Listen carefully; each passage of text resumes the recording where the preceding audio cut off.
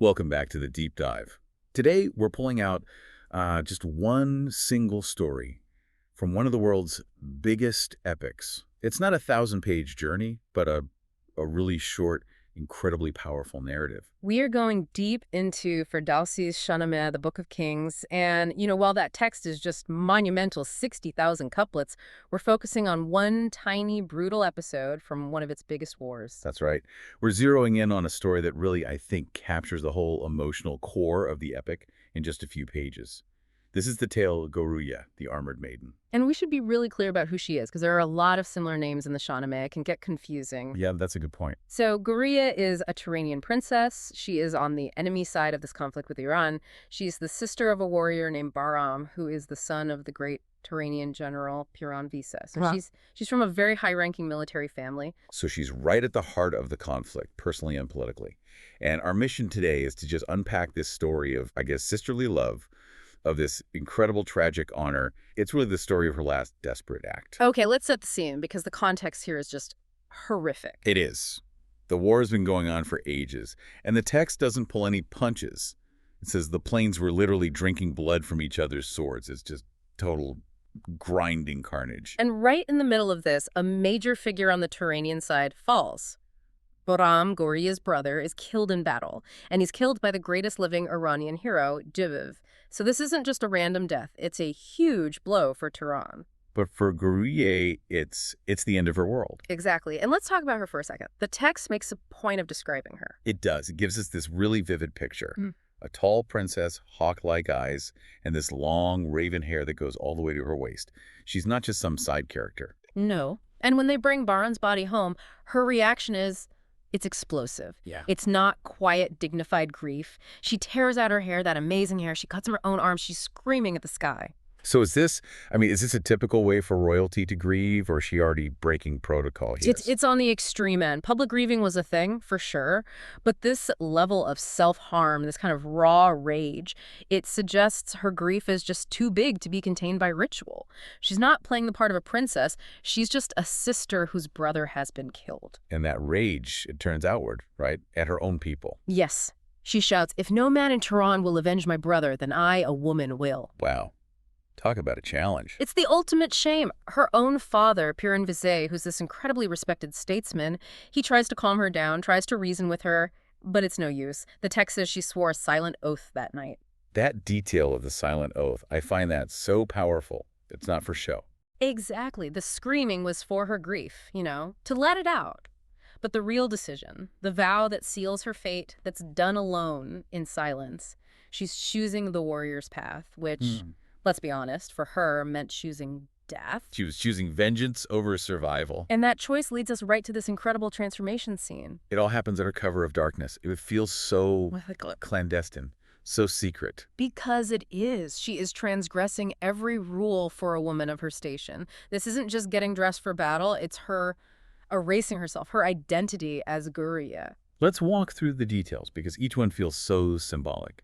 First, she takes her brother's armor. His black armor. Black is the color of vengeance, of mourning, of a singular dark purpose. Then she takes his helmet and fastens it down over all that long hair. Hiding the most obvious sign of her femininity. Completely compressing it, hiding it away. Then comes the steel mask. So no one can see your face. Right. It's a total erasure of identity. She's not Gorouyeh anymore. She's just the Avenger. And finally, she gets on his horse, a midnight stallion.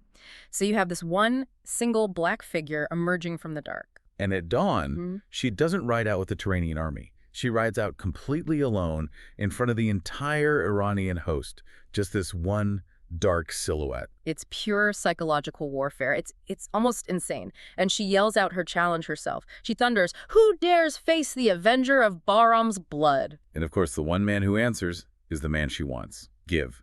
He just spurs his horse forward, furious. He must have been so confused, who probably recognizes Bahram's armor and assumes this is another son of Turan or some other relative seeking a blood feud duel. He has no idea what he's about to face. Not a clue. He's the greatest champion alive. He's probably expecting a quick, decisive victory, and both armies just go silent to watch. And he doesn't get that quick victory, does he? Not even close. The fight is described as terrifying. This wasn't some token effort. Gorouyeh was a genuinely lethal opponent. Driven by what? Just pure grief and rage? Purely. The text says spears shattered, swords through sparks. It describes her fighting like a desert storm. She's completely unconcerned for her own safety, which makes her incredibly dangerous. She's not there to win and survive. She's only there to kill him. And she almost does it. It says, give barely escaped death multiple times. She pushes him to his absolute limit. He's having to use every bit of his strength, his experience, just to stay alive against this unknown warrior. But in the end, that experience is what makes the difference. It is. Tragically, he finds an opening. And with one single crushing blow of his mace, he strikes her in the chest. So he's won. But he still thinks he's just killed another Turanian warrior. For a split second, yes. But the force of that blow does more than just kill her. It shatters the disguise. The helmet comes off. The helmet flies off, the mask falls away, and all of that long black hair, the very thing the poet described at the beginning, it just cascades down over the bloody armor. In that instant, Give sees everything. It's not a man.